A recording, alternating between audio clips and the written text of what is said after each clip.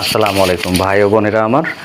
আপনারা জানেন যে জাতীয় সংসদ নির্বাচনে প্রতিদ্বন্দ্বিতা করার জন্য যেসব প্রার্থীদের মনোনয়নপত্র বাতিল করা হয়েছিল, তারা এবং যাদের বৈধ বলে ঘোষণা করা হয়েছিল তাদের বিরুদ্ধে আপিল গ্রহণের সময়সীমা আজ শুক্রবার শেষ হয়েছে।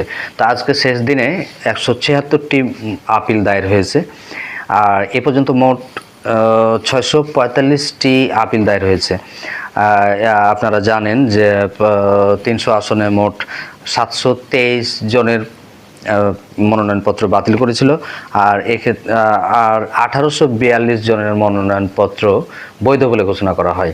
তো যেসব আপিল দায়ের হলো নির্বাচন কমিশনে, এই সব আপিলের শুনানি গ্রহণ শুরু হবে কাল শনিবার থেকে 18 জানুয়ারি পর্যন্ত। এই সময়ের মধ্যে দুই পক্ষের শুনানি গ্রহণ করেই আপিলের নিষ্পত্তি করবে কমিশন।